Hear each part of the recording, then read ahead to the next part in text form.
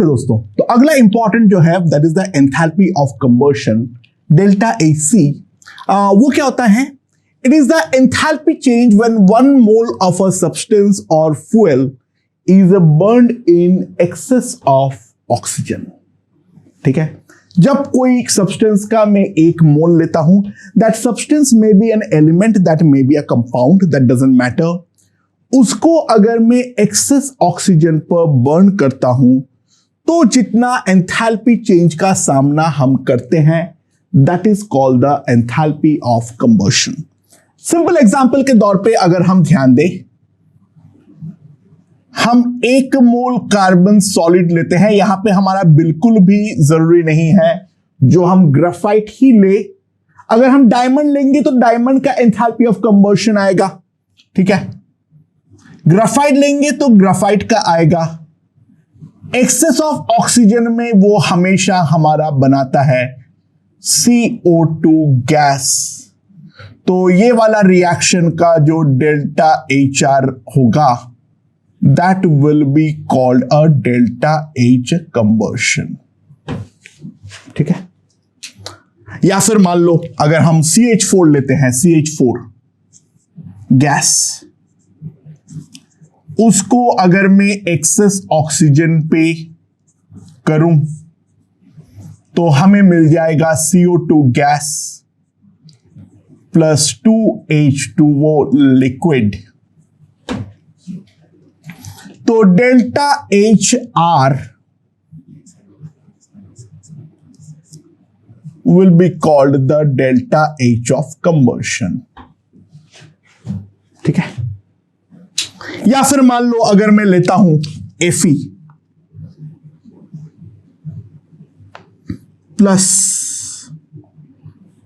O2, Fe छोड़ो, चलो मान लो हम लोग लेते हैं zinc plus half solid. Fe में हम लोग का वेरिएबल ऑक्सीडेशन स्टेट का सामना करना होता है, उसको लेकर मैं अभी दिमाग नहीं लगवाना चाह रहा हूं। So that is called the ZnO solid।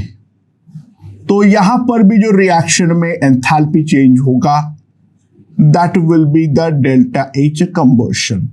अच्छा, बाय द वे ध्यान दो, यहां पर अगर मैं कार्बन के सॉलिड में ग्राफाइट लूंगा या फिर जिंक, यहां पर ये वाले केस पे ये हमारा एंथैल्पी ऑफ फॉर्मेशन भी है, वो संयोग की बात है, एलिमेंट्स के केस में ये हो सकता है। ठीक है, अगर यहां पर लोग अक्सर एक गलती करते हैं, that is a 2 aluminium solid plus 3/2 O2 gas gives me Al2O3 solid. यहां पर गलती मत करना, डेल्टा HR जो है that is not equals to delta H combustion. The reason being very simple.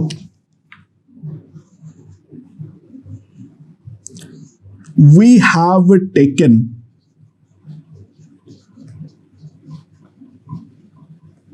2 moles over here. Instead of 1 mole, we have taken 2 moles over here. तो correct reaction जो होगा that will be aluminium solid plus 3/4 O2 gas gives half Al2O3 solid। तो delta H reaction will be equals to delta H combustion। ठीक है, that is what you can write। अच्छा, again ध्यान देना, C solid plus half O2 gas gives me CO gas। This delta H reaction is not equals to delta H combustion। Reason being pretty simple, oxygen must be in excess। Incomplete combustion को हम कभी भी enthalpy of combustion जो है वो हम नहीं बोलने वाले हैं। तो we have to go till CO2। CO पे जाके रुक जाने पे हमारा काम जो है वो हमारा नहीं बनने वाला है। ठीक है, एक इंपॉर्टेंट पॉइंट है, फॉर अ सॉलिड एलिमेंट, ठीक है, for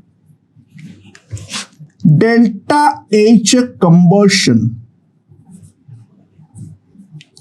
we have to consider 1 mole atoms. We have to consider 1 mole atoms. मतलब मैं अगर सल्फर का बारे में अगर देखूं तो S8 plus solid plus 8O2 gas gives me 8SO2 gas. तो delta H reaction will not be delta H conversion. ये बारे में ध्यान दो। सल्फर का सॉलिड है तो हमें 1 मोल एटम लेनी है, ना कि 1 मोल मॉलिक्यूल्स, मतलब मैं सिमिलर बोल सकता हूं P4 solid plus 5 times O2 gas, that gives me P4O10 solid. Enthalpy of reaction is not equals to enthalpy of combustion. That we have to consider. ये वाला चीज जो है वो हमें हमारे लिए समझना बहुत ही ज्यादा इंपॉर्टेंट है। तो हमें लेना क्या है, इसके लिए करेक्ट रिएक्शन क्या है, 1/8 S8 solid plus O2 gas will give me SO2 gas. By the way, for sulfur, SO2 is standard rather than SO3. SO3 बनाना बहुत ज्यादा मुश्किल होती है। तो इसका जो होगा वो हमारा एंथैल्पी ऑफ कंबशन जो हमारा है वो होने वाला है। And similarly for the P4 we can clearly see that 1/4 P4 solid plus 5/4 O2 gas will give me 1/4 P4O10 solid. ये वाले का जो डेल्टा HR होगा that will be delta H conversion. ठीक है, अच्छा मैं तुम लोग को एक चीज यूडियोमेट्री में पढ़ाया था वो वापस याद करवा रहा हूं, याद करो। यूडियोमेट्री में हम क्या पढ़ के आए थे, यूडियोमेट्री में हम क्या पढ़ के आए थे, जो अगर मान लो कोई कंपाउंड है CXHYNZOWSU,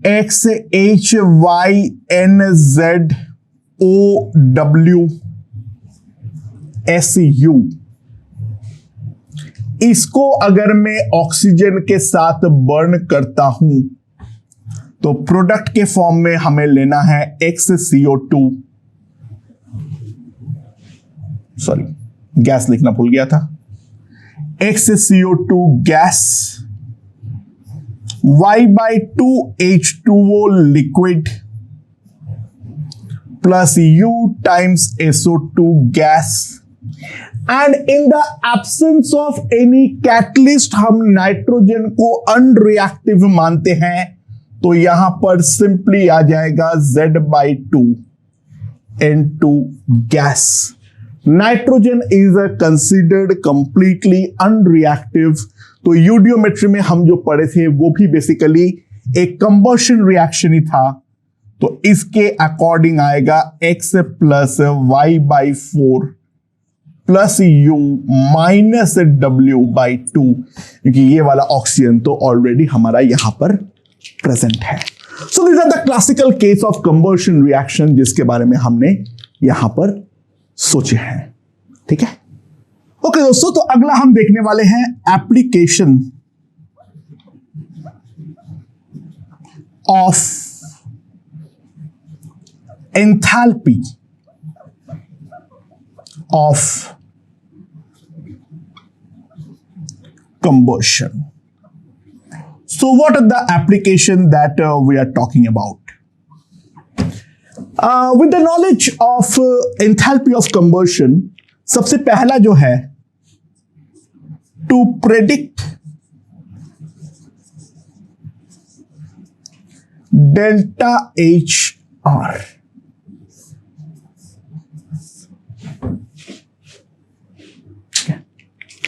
तो मान लो हमारे पास एक रिएक्शन है, that is C2H2 plus, this is gas,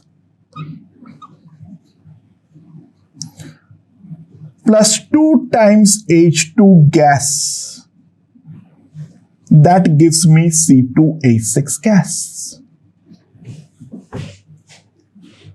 और सवाल यह है जो ये वाले रिएक्शन का delta HR not, delta HR जो है वो हमारा क्या होने वाला है, ये चीज हमें पूछा गया है. अच्छा, what are given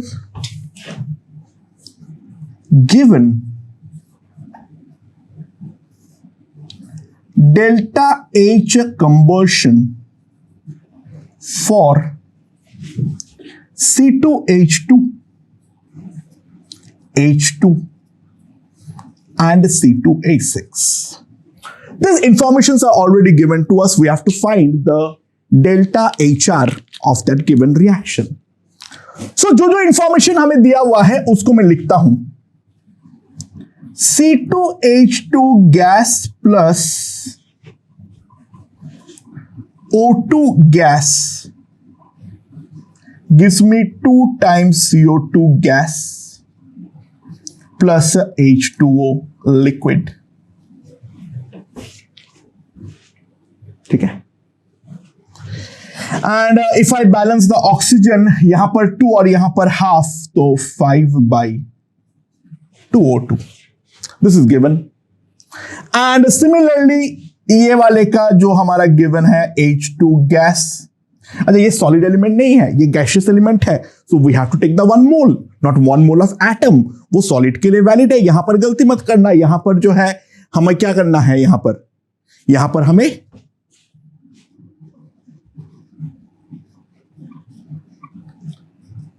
H2O liquid, तो ये दोनों मैंने लिख दिया हूं. और सिमिलरली मुझे दिया हुआ है C2H6, तो C2H6 gas plus O2, that will give me the 2 times CO2 gas plus 3H2O liquid. And if I compute यहां पे 4, that is what we know. ये वाले रिएक्शन का delta H combustion of C2H2 है, ये delta H combustion of H2 है, और ये delta H combustion of C2H6 है. तो मुझे अगर ये वाला रिएक्शन पर पहुंचना है तो ऑब्वियस सी बात है, इसको मैं रिएक्शन 1 और इसको 2 लिख के इसको अगर मैं 3 करता हूं, तो what we have to do is 1 plus 2 into 2 minus 3. This yield given reaction. है ना?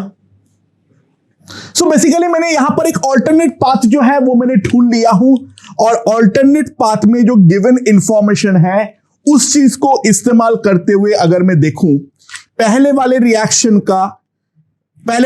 को सीधा लिखो, दूसरे वाले को 2 टाइम्स कर दो, तो यहां पर 2H2 आ गया है जो मुझे चाहिए, यहां पर O2 आ गया, दोनों मिलकर 7/2O2 हो गया. इसको उल्टा करूंगा तो 7/2O2 आएगा, और उसके बाद जो है यहां पर 2CO2 जो है वो हमारा ये वाला CO2 से कटेगा, और यहां का 1 वाटर, यहां का 2 वाटर, यहां का 3 वाटर से हमारा कट जाएगा. तो हम सिंपली बोल सकते हैं जो delta H reaction will be delta H combustion of C2H4 plus 2 into delta H combustion of H2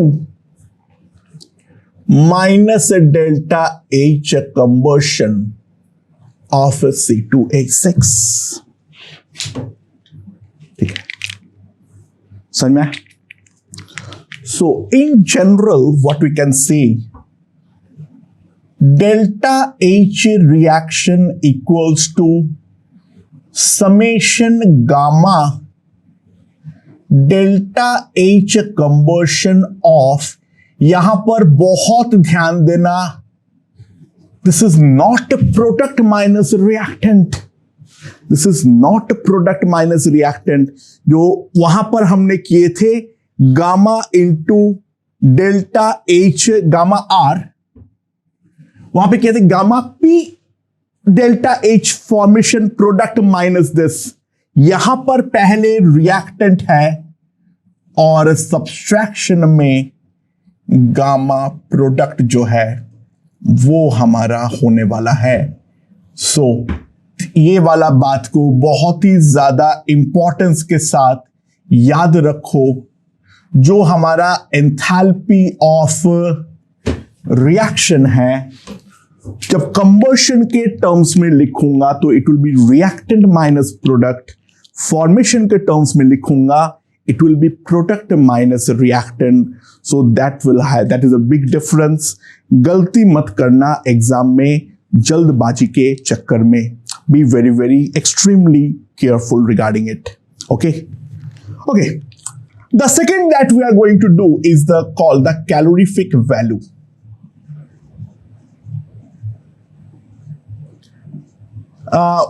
We define it for a fuel.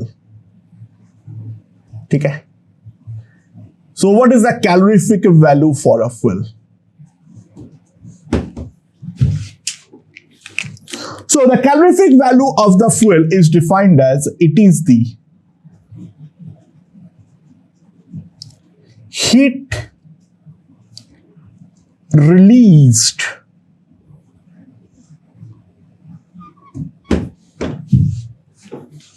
ठीक है. It is the heat released when 1 gram of a substance, that is a fuel,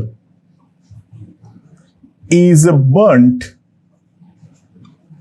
in excess of oxygen. जब मैं कोई 1 ग्राम का कोई substance या fuel लूं और उसको मैं एक्सेस ऑफ ऑक्सीजन पे बर्न करूं तो जितना हीट रिलीज होगा that is called its calorific value. अच्छा, by the way enthalpy of combustion के बारे में एक बात ध्यान देना. Always, this one is always exothermic. Enthalpy of combustion is always exothermic. यानी delta H combustion is less than 0. So for the calorific value we can clearly see that will be the mod of delta H combustion. ये mod लगाना मत भूलना because it is the heat released and ये होता है per mole, यानी m grams, capital M grams. So this divided by the molecular weight in gram per mole.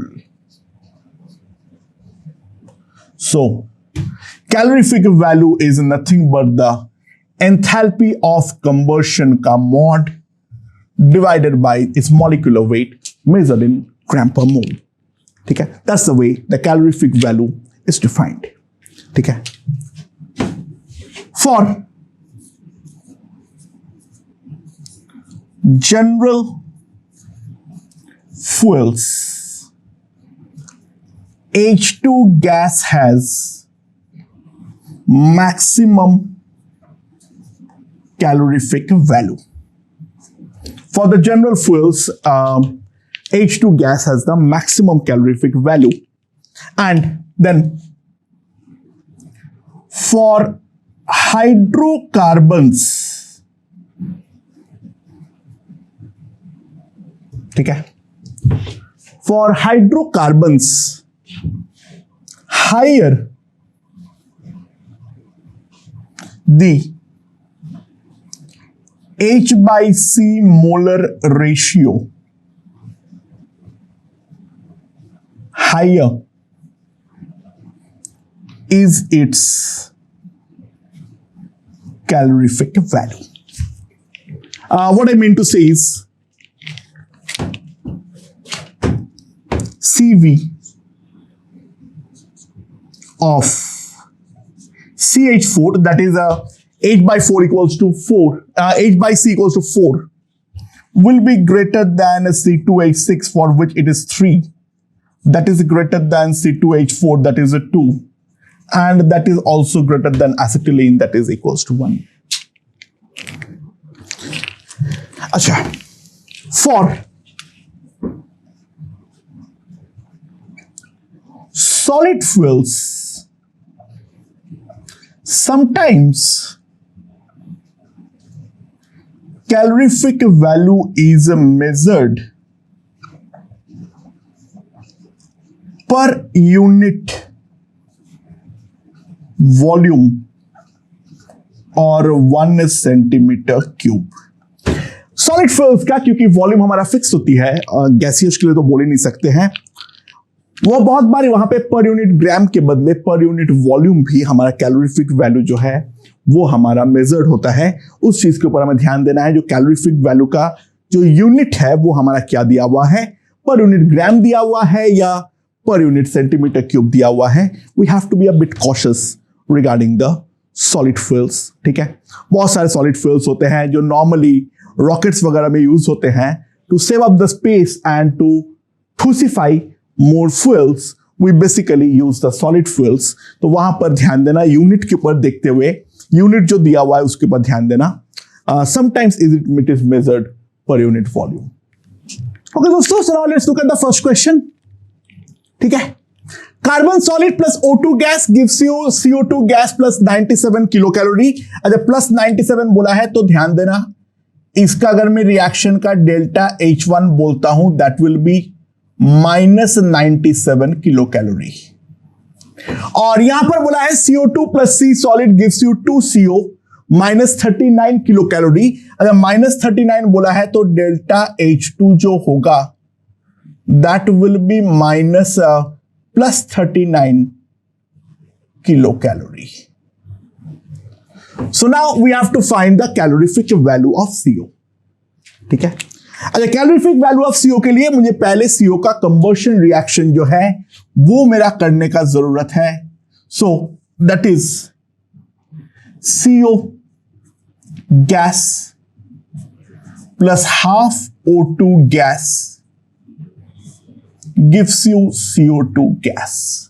That is what we need for the reaction. और ये जो है तो उसका एंथैल्पी चेंज जो होगा that is going to be the delta H combustion. ठीक है, अच्छा, ये वाला करने के लिए मुझे CO जो है वो डेफिनेटली लेफ्ट पर चाहिए. तो अगर मुझे ये लेफ्ट पर चाहिए तो ये वाला रिएक्शन को उल्टा करके 2 से डिवाइड कर दो तो CO gas gives you half C solid plus half CO2 gas. और इसका जो डेल्टा H होगा, मैं उल्टा किया हूं तो ऑब्वियस सी बात है नेगेटिव हो जाएगा, और 2 से डिवाइड किया हूं तो माइनस 19.5 किलो कैलोरी. और यहां पर हाफ C सॉलिड है जो मुझे चाहिए नहीं, तो मैं ये वाला रिएक्शन को हाफ से डिवाइड करके लिखूंगा. तो half C solid plus half O2 gas gives you half CO2 gas. और इसका जो डेल्टा H हमारे पास हो जाएगा that will B minus 97 kilo calorie.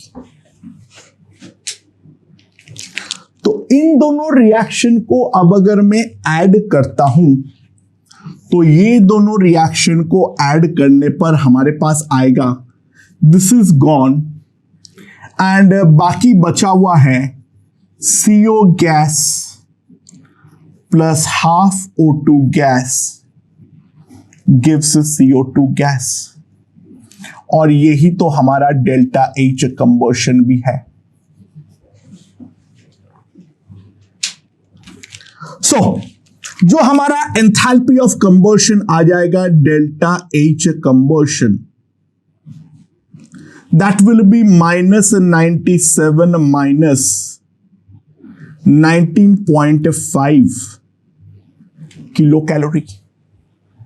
तो मेरे पास ये सिंपली जो है वो आ जाएगा -116.5 किलो कैलोरी। CO का जो मॉलिक्यूलर वेट है अगर हम ध्यान दें तो दैट विल बी 28 ग्राम। तो 28 ग्राम CO release 116.5 kilo calorie heat. तो 1 ग्राम CO will release 116.5 divided by 28 kilocalorie heat, and by definition that is the calorific value. So calorific value will be 106.5 by 28। तो मेरे पास यहां पर आ जाएगा 4.4 तो आ जाएगा, तो उसके बाद बचेगा मेरे पास 4.5, लगभग 4.2 kilo calorie per gram. So that will be the calorific value of carbon monoxide. Okay? Okay दोस्तों, so अगला क्वेश्चन देख सकते हैं जो C3H8 plus H2 gas gives us C2H6 gas plus CH4 gas. We have to find the enthalpy of this reaction. We are given some heat of combustions and we are also given the heat of formation of C3H8. बाकी सब बढ़िया है, लेकिन दो बातें यहां पर अगर हमें देखें, अच्छा ये तीन तो हमें डायरेक्टली चाहिए होगी क्योंकि ये रिएक्टेंट या प्रोडक्ट में से एक है, बट ये रिएक्टेंट का हमारा एंथैल्पी ऑफ कंबशन जो है वो नहीं दिया हुआ है, लेकिन एक एडिशनल चीज का भी तो एंथैल्पी ऑफ कंबशन हमें दिया हुआ है, जो चीज की हमें एक्चुअल में जरूरत नहीं है। तो ये वाले क्वेश्चन में सबसे पहले हम करना चाहेंगे to find, we want to find delta H combustion of C3H8 gas. Acha, so what reaction we are looking into? C3H8 gas plus O2 gas gives us 3CO2 gas plus 4H2O gas. That is what we are looking into, right? And यहां पर अगर मैं oxygen count कर लूं, so that will be 5. ठीक है।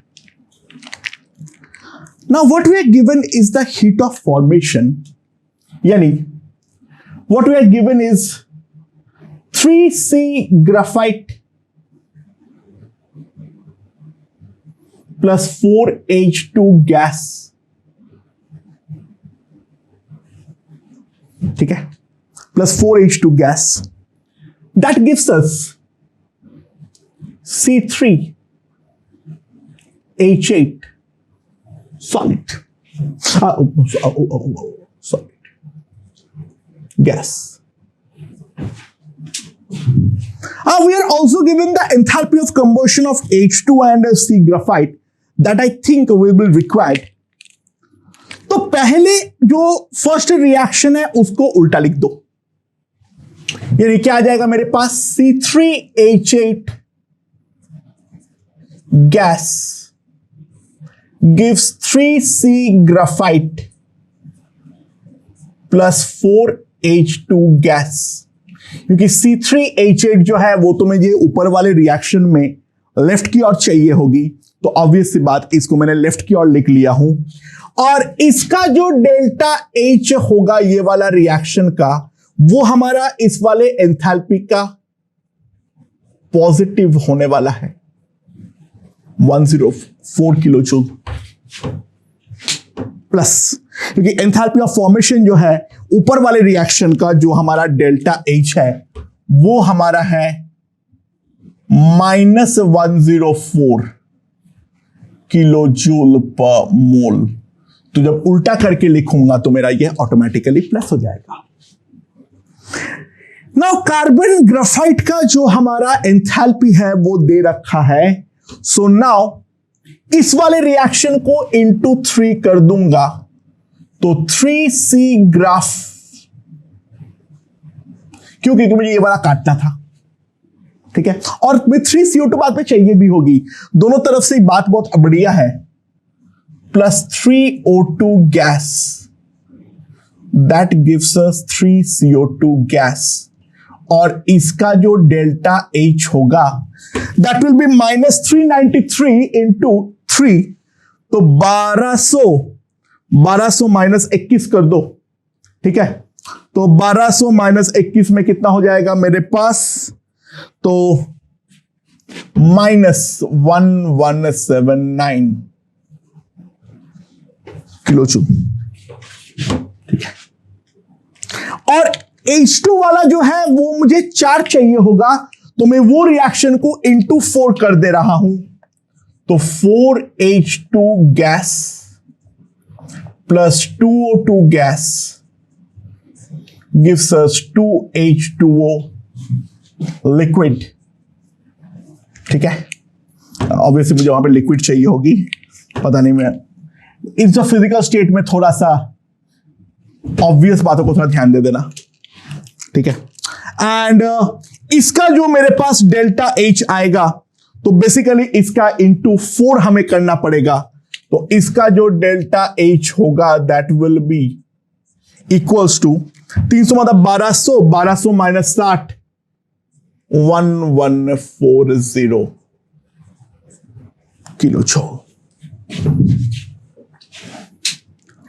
And now if I add all these reaction, so this is gone, this is gone, so we directly get C3H8 gas plus a 5O2 gas is going to give me 3CO2 gas plus 2H2O liquid, और इसका जो मेरे पास delta H आएगा वो आएगा मेरे पास delta H combustion. So delta H combustion of C3H8 जो हमारे पास आ जाएगा that will be -1140 plus 1179 -104. So that will be equal kilojoule per mole, ठीक है, ये हमारे पास आ जाएगा। Now simply let's compute it. 2319 minus 104, that will be equals to -2205 kilojoule per mole. I hope that is perfectly correct, ठीक है। So now अब जो हमारे पास ये आ जाएगा delta H reaction. Delta H reaction will be simply equals to, it is reactant minus product, वापस ध्यान देना, so that will be minus 2205 in the reactant side minus 285 minus इसका C2H6 का माइनस 1560 माइनस CH4 का 890 इतना kilo joule per the mole extent of reaction. So यहां पर कितना आ जाएगा माइनस 2490 प्लस 2450 या किलो जूल पर मोल। So it will be minus 40 kilojoule per mole. Please go through the calculation by the method. Please understand the method. So हमारे पास जो delta H reaction आएगा that will be equals to minus 40 kilojoule per mole. So दोस्तों enthalpy of combustion is the next important and जो हमें बार बार इस्तेमाल होता है वैसा एक टर्म है जिस चीज के बारे में हमें ढंग से आइडिया होनी चाहिए।